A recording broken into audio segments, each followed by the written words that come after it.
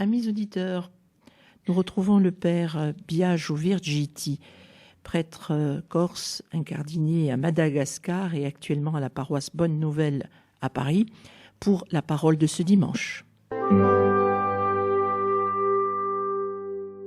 Chers amis auditeurs, bienvenue pour cette nouvelle émission. Nous allons commenter les lectures du 27e dimanche du temps ordinaire. Commençons sans plus tarder pour la proclamation de l'Évangile. De l'Évangile selon saint Matthieu. En ce temps-là, Jésus disait aux grands prêtres et aux anciens du peuple : « Écoutez cette parabole. Un homme était propriétaire d'un domaine. Il planta une vigne, l'entoura d'une clôture, il creusa un pressoir et bâtit une tour de garde. Puis il loua cette vigne à des vignerons et partit en voyage. Quand arriva le temps des fruits, il envoya ses serviteurs auprès des vignerons pour se faire remettre le produit de sa vigne. Mais les vignerons se saisirent des serviteurs, frappèrent l'un, tuèrent l'autre, lapidèrent le troisième. De nouveau, le propriétaire envoya d'autres serviteurs, plus nombreux que les premiers, et on les traita de la même façon. Finalement, il leur envoya son fils, en se disant : « Ils respecteront mon fils. » Mais voyant le fils, les vignerons se dirent entre eux : « Voici l'héritier. Venez, tuons-le. Nous aurons son héritage. » Ils se saisirent de lui, le jetèrent hors de la vigne et le tuèrent. Eh bien, quand le maître de la vigne viendra, que fera-t-il à ces vignerons ? On lui répond : « Ces misérables, il les fera périr misérablement. Il louera la vigne à d'autres vignerons, qui lui en remettront le produit en temps voulu. » Jésus leur dit : « N'avez-vous jamais lu dans les Écritures : la pierre qu'ont rejetée les bâtisseurs est devenue la pierre d'angle. C'est là l'œuvre du Seigneur, la merveille devant nos yeux. Aussi je vous le dis, le royaume de Dieu vous sera enlevé pour être donné à une nation qui lui fera produire ses fruits. »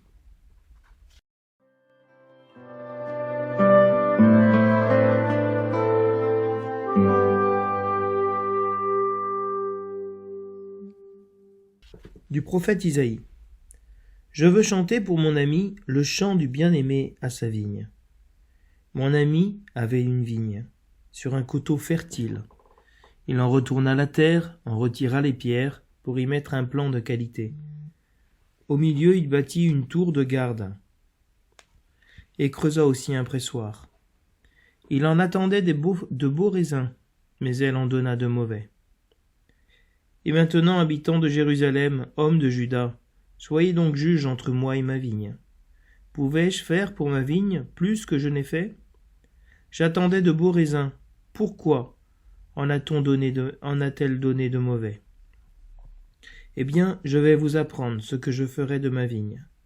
Enlever sa clôture pour qu'elle soit dévorée par les animaux. Ouvrir une brèche dans son mur pour qu'elle soit piétinée. J'en ferai une pente désolée. Elle ne sera ni taillée ni sarclée. Il y poussera des épines et des ronces. J'interdirai aux nuages d'y faire tomber la pluie. La vigne du Seigneur de l'univers, c'est la maison d'Israël. Le plan qu'il chérissait, ce sont les hommes de Juda. Et il en attendait le droit, et voici le crime. Il en attendait la justice, et voici les cris.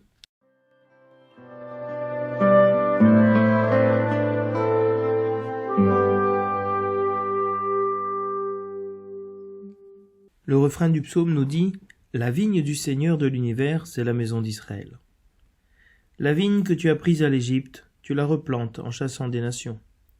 Elle étendait ses sarments jusqu'à la mer et ses rejets jusqu'au fleuve. Pourquoi as-tu percé sa clôture ? Tous les passants y grappillent en chemin. Le sanglier des forêts la ravage et les bêtes des champs la broutent. Dieu de l'univers revient, du haut des cieux regarde et voit. Visite cette vigne, protège-la, celle qu'a plantée ta main puissante. Jamais plus nous n'irons loin de toi. Fais-nous vivre et invoquer ton nom. Seigneur Dieu de l'univers, fais-nous revenir. Que ton visage s'éclaire et nous serons sauvés. La vigne du Seigneur de l'univers, c'est la maison d'Israël.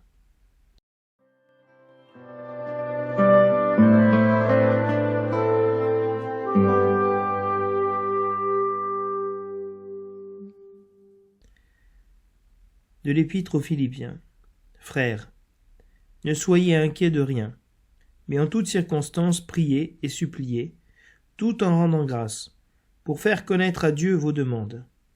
Et la paix de Dieu, qui dépasse tout ce qu'on peut concevoir, gardera vos cœurs et vos pensées dans le Christ Jésus. Enfin, mes frères, tout ce qui est vrai et noble, tout ce qui est juste et pur, tout ce qui est digne d'être aimé et honoré, tout ce qui s'appelle vertu et qui mérite des éloges, tout cela, prenez-le en compte. Ce que vous avez appris et reçu, ce que vous avez vu et entendu de moi, mettez-le en pratique. Et le Dieu de la paix sera avec vous. Parole du Seigneur.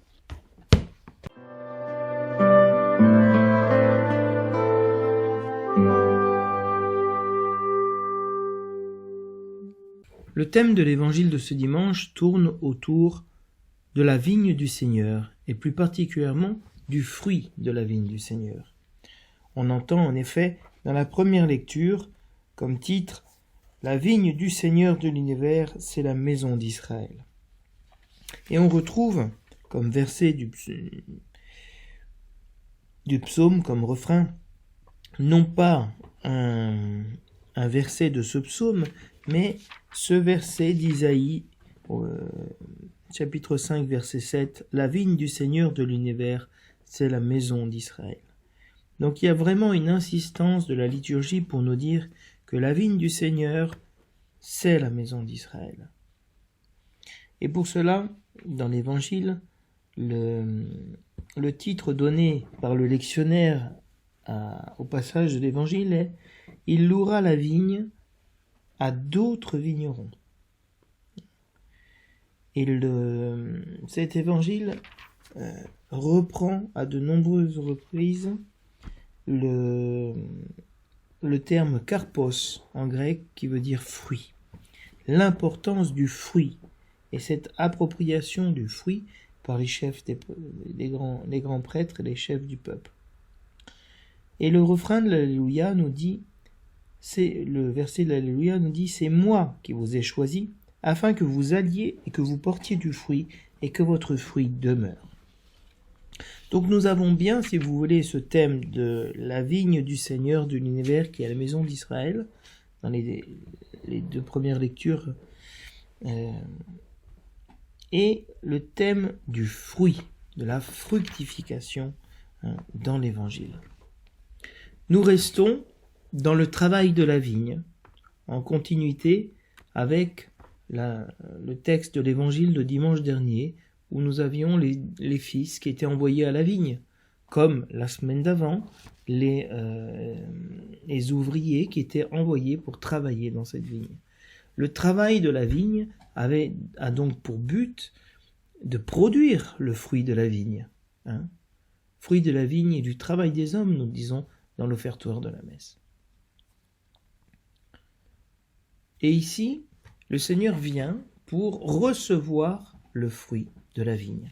Que ce soit dans la première lecture, où après avoir préparé la terre, le vignoble, avoir bâti une tour pour préserver la vigne, pour la garder, et mis un pressoir donc pour produire le fruit de la vigne qui est le jus de raisin, eh bien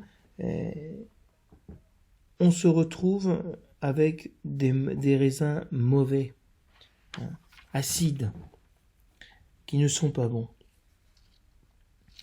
Et dans l'Évangile, un fruit qui n'est pas donné, un fruit qui est produit par la vigne, mais qui n'est pas donné par les vignerons aux propriétaires de la vigne.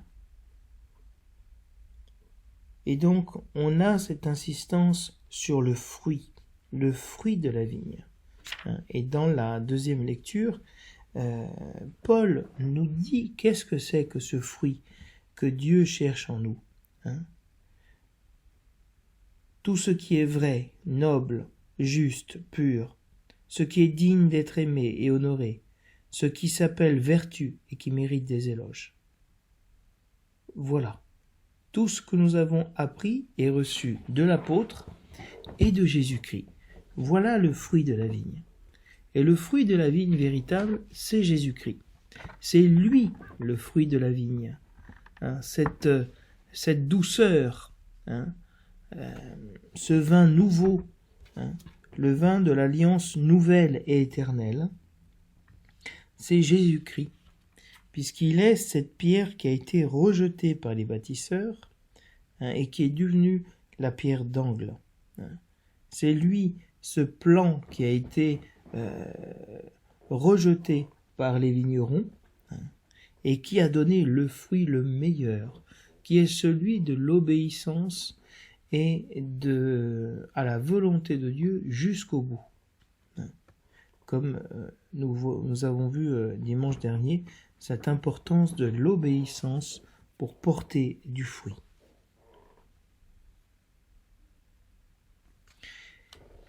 On pourrait comprendre ce dimanche comme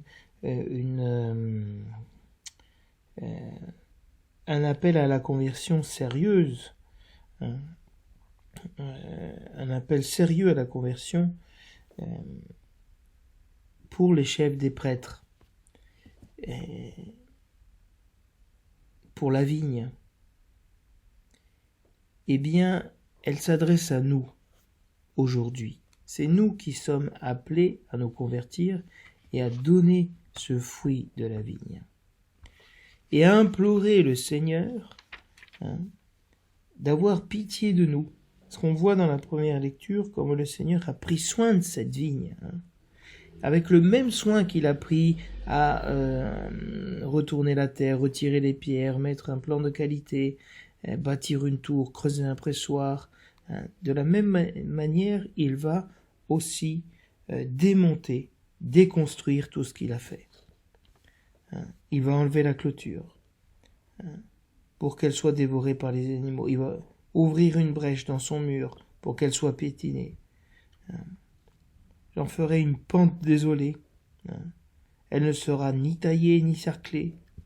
J'interdirai aux nuages de faire tomber la pluie.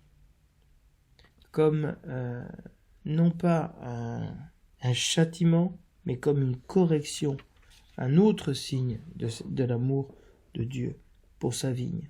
Et pour ça, le psaume responsorial suppliera le Seigneur. Seigneur, la vigne que tu as prise à l'Égypte, tu la replantes. Mais cette vigne, elle était fantastique, elle étendait ses sarments jusqu'à la mer, elle allait partout. Pourquoi tu as percé sa clôture? Pourquoi les sangliers des forêts la ravagent, les passants y grappillent quand ils passent devant, les bêtes des champs la broutent? Seigneur, reviens, reviens à nous, vois ta vigne, protège-la, visite-la, celle que toi tu as plantée, que ta main a plantée. Jamais plus nous n'irons loin de toi. Oui, nous nous sommes éloignés de toi, et nous avons mérité cet abandon, de devenir la pâture des loups. Mais aie pitié de nous, reviens. Et donc, si vous voulez, dans ce formulaire de cette messe du 27e dimanche, il y a cet appel à la conversion et ce repentir de la part du peuple qui est pris en considération. Parce que Jésus-Christ n'est pas venu pour nous faire mourir misérablement, non, mais pour nous appeler à accueillir celui qui vient au nom du Seigneur, d'accueillir Jésus-Christ, de ne pas être homicide, de ne pas tuer Jésus-Christ. Et la réponse de Jésus-Christ ne sera pas de condamner et de tuer ces vignerons homicides, mais ça sera de donner la vigne à quelqu'un d'autre, parce que le seul sang qui sera versé sera celui du Fils de l'homme pour le salut du monde.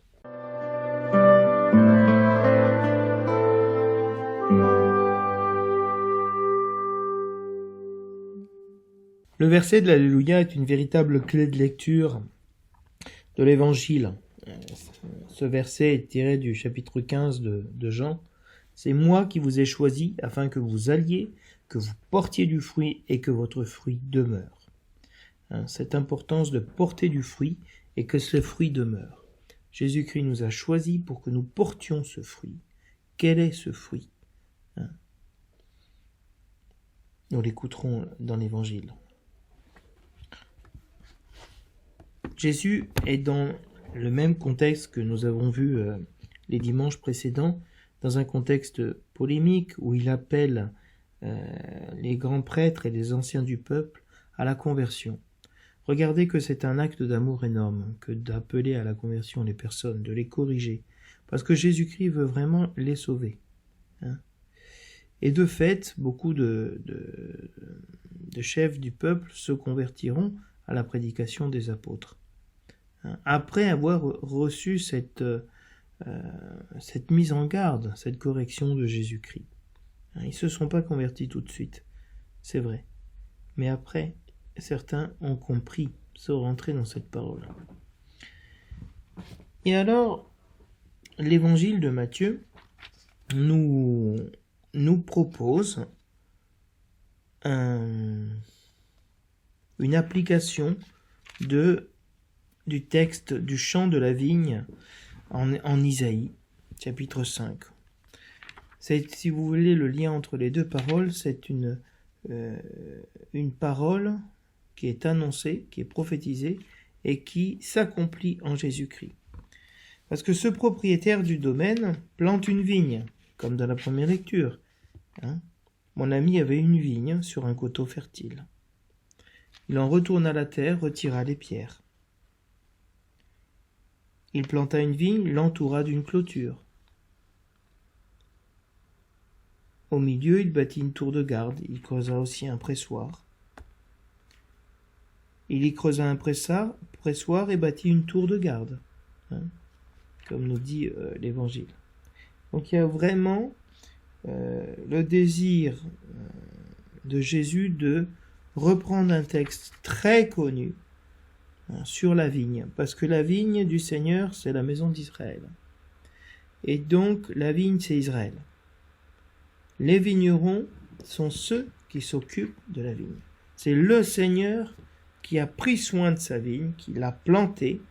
Il l'a plantée sur la montagne sainte, qui est la montagne de Sion. Et donc, le Seigneur a agi dans le passé, et cette action continue dans le présent de Jésus-Christ. C'est la même vigne. Il n'y a pas d'autre chose.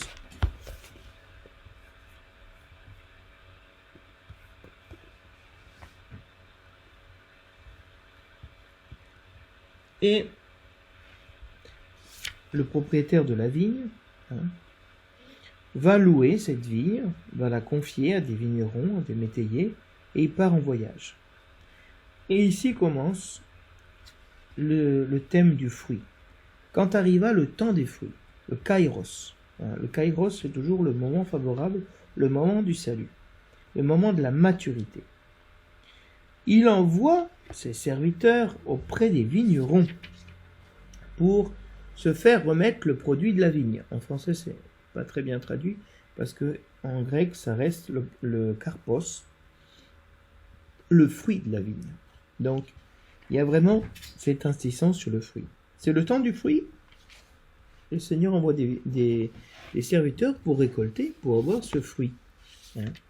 Dans la première lecture, on avait le Seigneur qui attendait de beaux raisins, mais elle a donné des mauvais raisins. Ici, la vigne produit ce qu'il faut. Et ceux qui sont chargés de la vigne d'Israël, de la maison d'Israël, ont frappé les serviteurs, les ont tués et les ont lapidés. Le fait de dire « ils tuèrent et lapidèrent ensemble », c'est repris dans l'évangile de Matthieu pour montrer comment les chefs des prêtres, les prophètes, ont été persécutés. Donc il est évident ici qu'il s'agit des prophètes persécutés. Les serviteurs, ce sont les prophètes que Dieu a envoyés. mais les chefs des prêtres, qui ne sont pas les prophètes. Il y a deux fonctions différentes, le prêtre et le prophète. L'institution et le charisme. Et les deux travaillent ensemble. Mais la gestion de la vigne est donnée au chef des prêtres. Mais il y a cette fonction du prophète qui vient chercher le fruit. Très intéressant parce que justement, la tentation des grands prêtres, c'est de s'attribuer la vigne, s'attribuer le fruit de la vigne. Ézéchiel fera une critique très forte du sacerdoce en disant justement qu'ils se sont occupés et ils ont tondu la laine des brebis grasses et ils ont mangé les brebis grasses en délaissant les brebis faibles.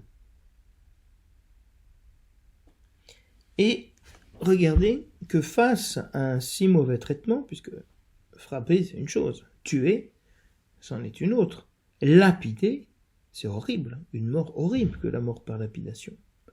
Eh bien le propriétaire de la vigne, que fait-il? Il n'envoie ni l'armée, ni des soldats, ni les fait mettre à mort. Il envoie d'autres serviteurs, plus nombreux. C'est-à-dire, le propriétaire de la vigne n'est absolument pas dans une relation hostile. Il ne répond pas au mal par le mal. Mais de la même manière, on les a traités, en les frappant, en les tuant, en les lapidant. Finalement, donc en dernier recours, après avoir envoyé de multiples serviteurs, il envoie son fils. En se disant, ils respecteront mon fils. C'est-à-dire, bien, ils n'ont pas voulu m'accueillir en accueillant mes serviteurs.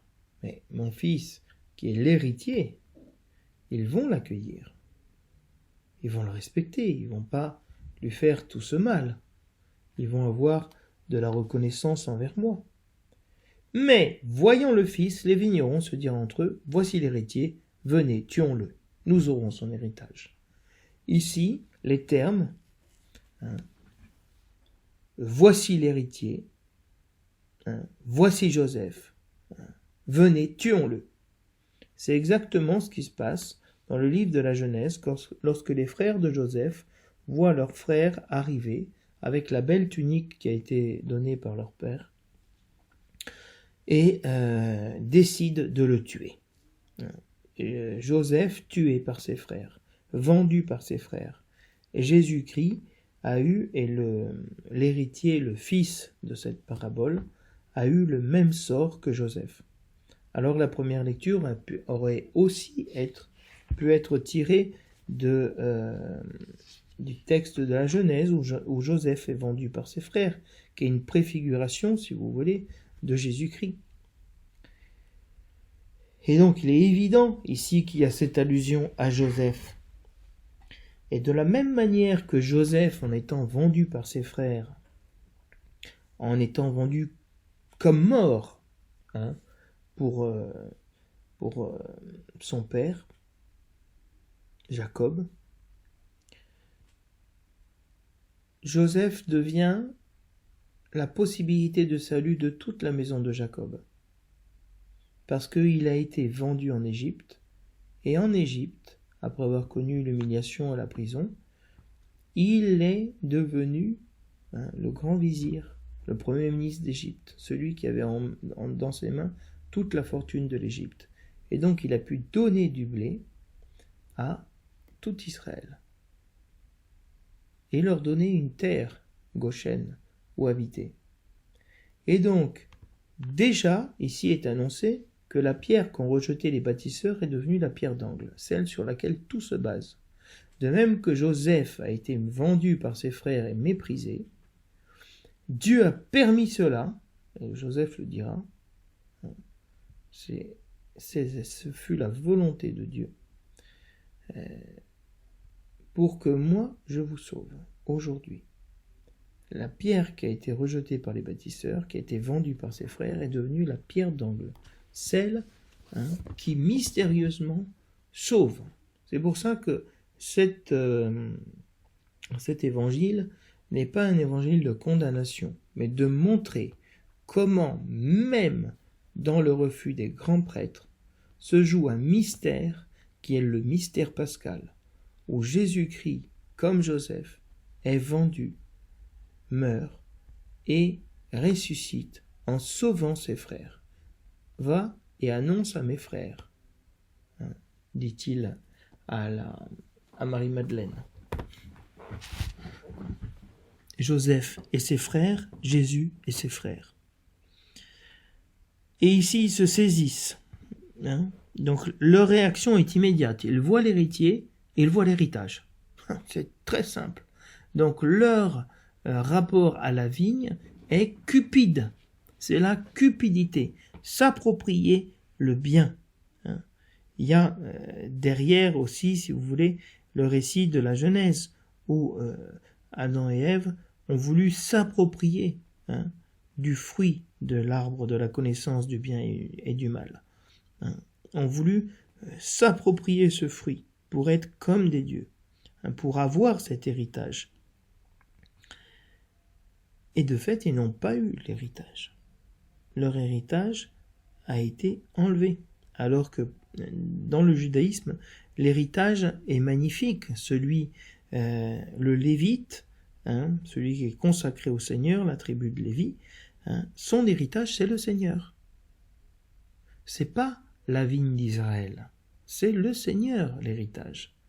Et donc, si vous voyez, il y a eu un glissement entre ce que donne le Seigneur, qui est le véritable héritage pour Israël, et les biens matériels, s'approprier le peuple. Et cet héritier est tué. Ils se saisirent de lui, le jetèrent hors de la vigne et le tuèrent. La vigne, ici, ça peut être l'image de Jérusalem, si vous voulez, où Jésus-Christ a été crucifié en dehors des murs de Jérusalem. Eh bien, Jésus s'adresse à son auditoire qui a écouté cette parabole. Il leur dit: quand le maître de la vigne viendra, que fera-t-il à ces vignerons? Et c'est très intéressant, parce que la réponse des grands prêtres qui ont écouté cette parabole est immédiatement le meurtre. Ces misérables, il les fera périr misérablement, c'est-à-dire l'homicide. C'est pour ça que, si vous voulez, quand on parle des vignerons homicides, qui ont tué les serviteurs et qui tuent l'héritier, ils ne vont pas s'arrêter, ils vont continuer à tuer jusqu'au bout, tout ce qui bouge. Et c'est fantastique de voir que vraiment, à travers la parabole, Jésus-Christ est en train de révéler une attitude qui est en eux. Ils veulent la mort. Ils ne veulent pas la vie. La deuxième attitude, c'est de dire bien qu'ils meurent, qu'on les fasse périr, c'est mauvais, c'est méchant. Et on donnera la vigne à d'autres, qui remettront le fruit, et non pas le produit, comme c'est traduit, en temps voulu. Et cette insistance sur le fruit qui est donné en son temps. Le moment favorable pour donner le fruit, c'est le moment du salut. C'est la manifestation de la présence salvifique de Dieu dans notre vie. Voilà le fruit que Dieu attend. Et donc, à travers cette question où Jésus-Christ leur demande bien qu'est-ce qu'il fera, qu'est-ce qu'il faut faire de ces vignerons, eux ils répondent immédiatement la mort. Lors du jugement de Jésus-Christ, que voulez-vous que je fasse de Jésus de Nazareth? La mort, à mort, crucifie-le. La seule chose que recherche le prêtre, les grands prêtres et le peuple, c'est la mort. C'est un peuple assoiffé de vengeance, de sang, de mort. C'est quand même assez troublant de voir que celui qui s'approprie le fruit veut la mort de l'autre. Et de fait, le malin, le serpent, est homicide dès le commencement. il est dans le mensonge, il s'approprie le fruit et il tue. Et Jésus-Christ va rentrer dans ce mécanisme de la haine de manière surprenante. Il les corrige en disant « N'avez-vous jamais lu dans les Écritures ?» C'est-à-dire, vous êtes les grands prêtres, vous connaissez les Écritures, et vous voulez tuer ces hommes immédiatement, mais c'est vous que vous êtes en train de condamner. C'est vous qui devez mourir. Mais vous n'avez pas lu dans l'Écriture ce qu'il a été dit.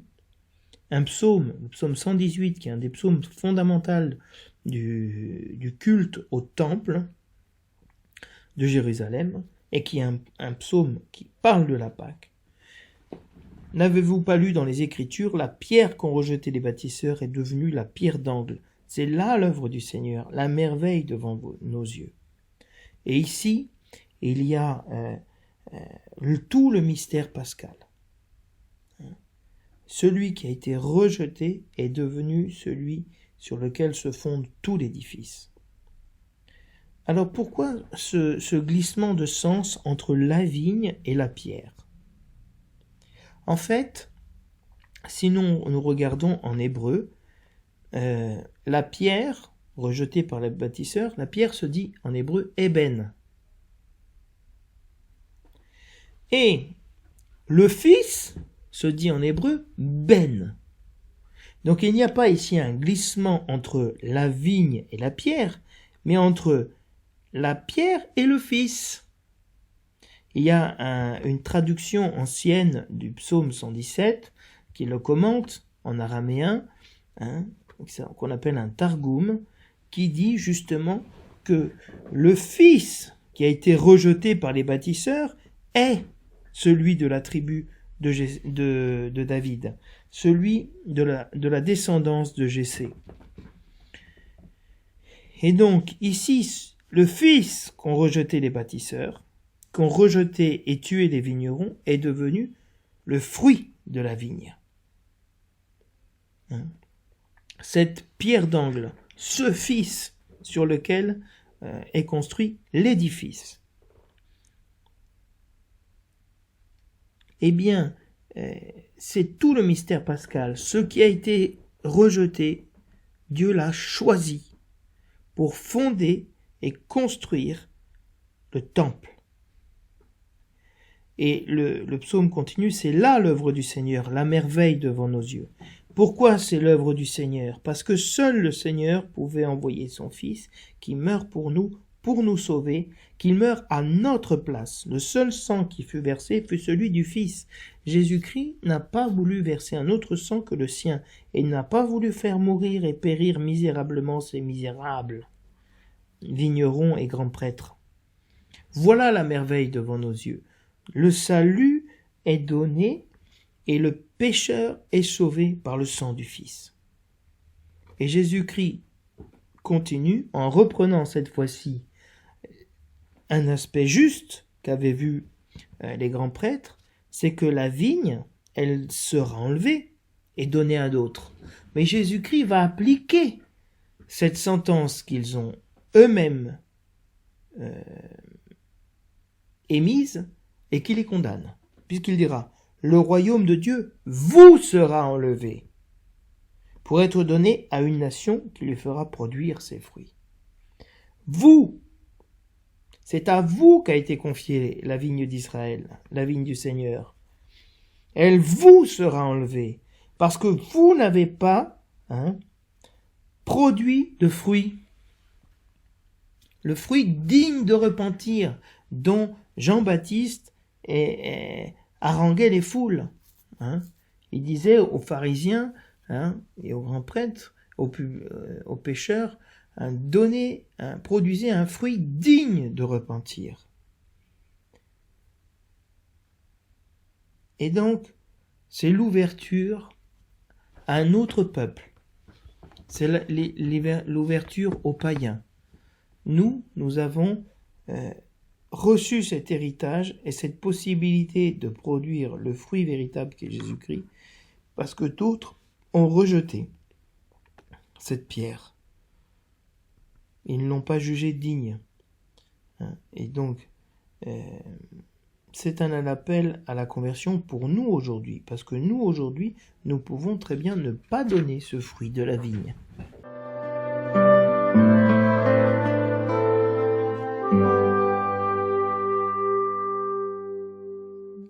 La première lecture nous parle de ce chant d'amour pour la vigne. La vigne, c'est la maison d'Israël, mais c'est aussi l'épouse.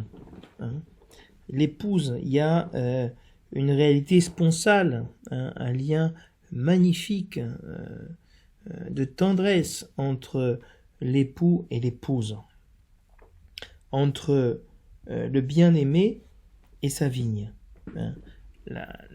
L'épouse est souvent qualifiée d'une vigne généreuse. Et cette vigne était sur un coteau fertile. Donc, il était bien ensoleillé et avec une terre riche. Donc, ce coteau était fertile, il portait vraiment du fruit, cette importance du fruit. Donc, on retourne la terre, on retire les pierres, pour planter un plant, mais pas n'importe quel plant, un plant de qualité, un plant riche. Au milieu de la vigne, il bâtit une tour de garde, justement pour surveiller qu'il n'y ait personne au temps des vendanges qui viennent voler le raisin. Parce qu'il faut préserver justement le fruit.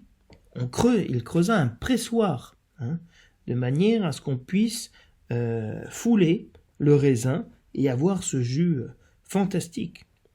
Donc il attendait, ce propriétaire de la vigne, cet ami de la vigne, de beaux raisins, parce qu'il avait eu un plan de choix. Mais la vigne a donné des raisins amers. N'a pas donné ce pourquoi elle a été créée. Elle a donné quelque chose qui n'est pas naturel. Un arbre bon donne de bons fruits, et un arbre mauvais de mauvais fruits, nous dit Jésus-Christ. C'est à ces fruits que vous reconnaîtrez l'arbre bon. Et donc il donne quelque chose qui n'est pas prêt. Tout a été préparé. Les conditions étaient exceptionnelles, mais la vigne n'a pas donné ce qu'elle devait donner, ce fruit. Pourquoi ? Est-ce qu'elle s'est approprié ce fruit, comme on a entendu dans l'Évangile ? Est-ce qu'elle n'a pas voulu se donner et donner des petits raisins amers, donc qui n'ont pas été chargés suffisamment en sucre, se sont pas développés jusqu'au bout. Et de la même manière que dans l'Évangile, où Jésus demande qu'est-ce que fera le maître de la vigne à ses serviteurs, il dit « Soyez juges entre moi et ma vigne, homme de Juda, habitant de Jérusalem. Alors, qu'est-ce que je dois faire ? Est-ce que je pouvais faire quelque chose pour ma vigne plus que je n'ai fait ? Est-ce que je pouvais faire mieux ? J'attendais de beaux raisins. Et cette répétition, il attendait de beaux raisins. Il y avait une véritable attente. Pourquoi en a-t-elle donné de mauvais ? Mais elle en a donné de mauvais. Et donc, tout était prêt pour qu'elle donne de beaux raisins.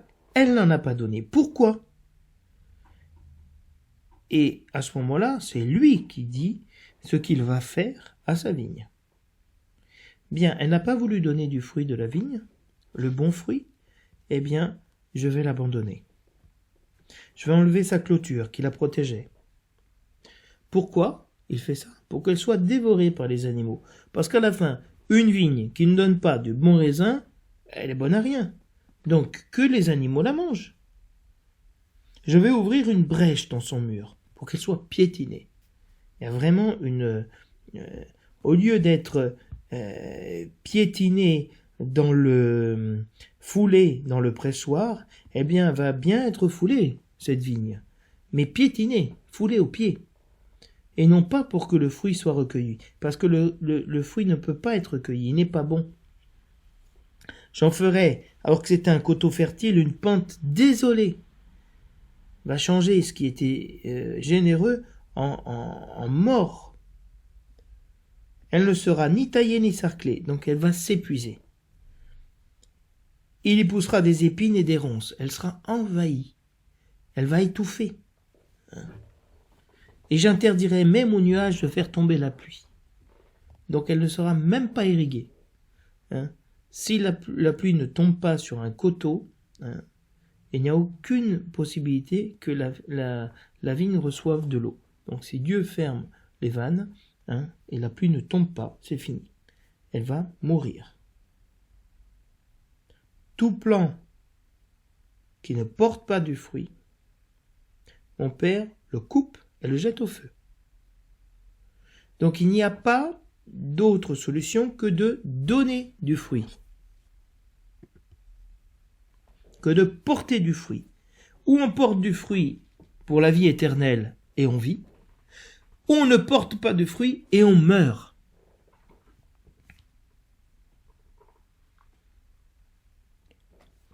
Et ce fruit, nous dit la première lecture, qu'il attendait, c'était le droit,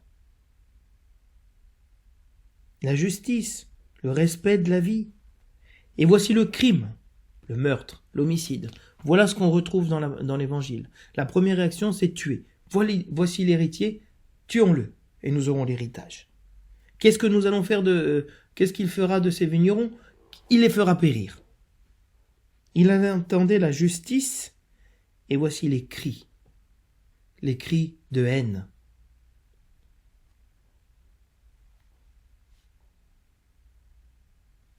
Et cette parole, qui se termine de manière catastrophique, si vous voulez. Dieu attendait le droit, et ça n'a pas donné le droit, ça a donné le crime. Dieu a créé l'homme à son image comme à sa ressemblance, pour qu'il donne du fruit, qu'il aime comme lui, et à travers le péché, et la désobéissance, il n'a pas donné ce fruit. Alors, l'Église met dans la bouche de l'Assemblée ce psaume qui demande pitié au Seigneur. Dieu de l'univers, fais-nous revenir, convertis-nous, fais-nous nous convertir, que ton visage s'éclaire sur nous et nous serons sauvés. Si toi tu fais miséricorde, alors nous serons sauvés. Nous étions dans une situation fantastique. Cette vigne que tu as prise à l'Égypte, tu nous as fait sortir d'Égypte, tu nous as plantés dans la terre promise en chassant les nations païennes, les Cananéens. Et alors, elle étendait ses sarments jusqu'à la mer, jusqu'à la Méditerranée. Israël allait jusque-là, jusqu'au fleuve, jusqu'au Jourdain. Et donc, on avait de quoi se répandre, porter du fruit. Et toi, tu as percé sa clôture, comme ce texte d'Isaïe. Pourquoi? Pour que les passants viennent grappiller dedans, la prennent. Qu'on soit rapiné, qu'on soit esclave de nouveau. Et même le sanglier des forêts, cet animal sauvage qui vit dans les cachets et ravage la vigne. Il rentre dedans et il la laboure, il la défonce. Et même les bêtes des champs vont venir la brouter.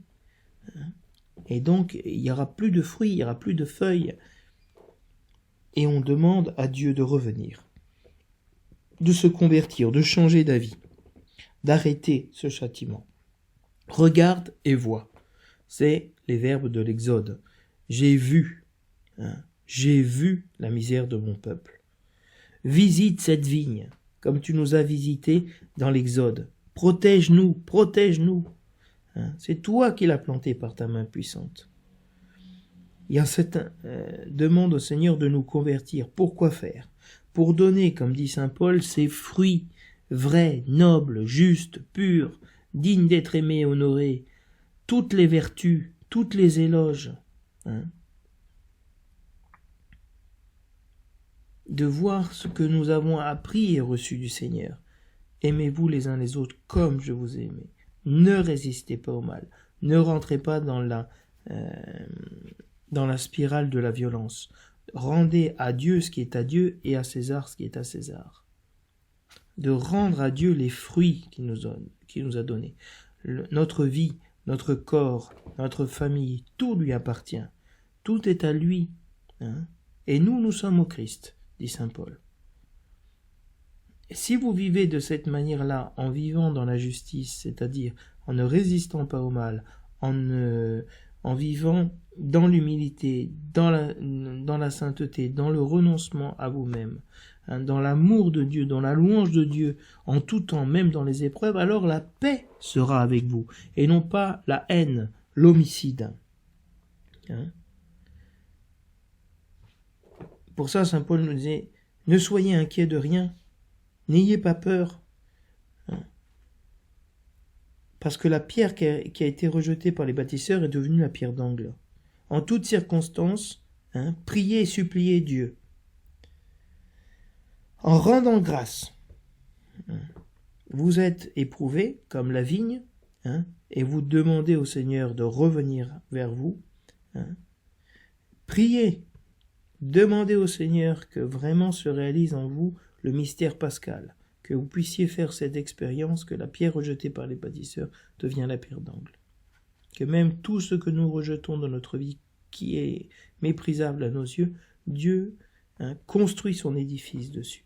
La paix de Dieu, qui dépasse tout ce qu'on peut imaginer, va garder vos cœurs et vos pensées dans le Christ. Si vous êtes dans l'épreuve, mais que vous êtes avec Jésus-Christ, la paix de Jésus-Christ, la paix de Dieu habitera dans vos cœurs et Jésus-Christ vous gardera dans l'épreuve.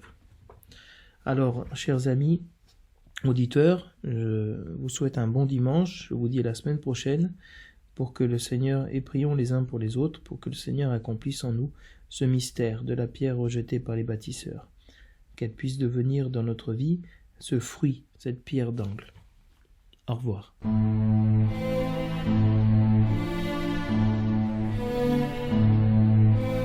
Je vous ai choisi, je vous ai établi, pour que vous alliez et viviez de ma vie. Demeurez en moi, vous porterez des fruits. Je fais de vous mes frères et mes amis.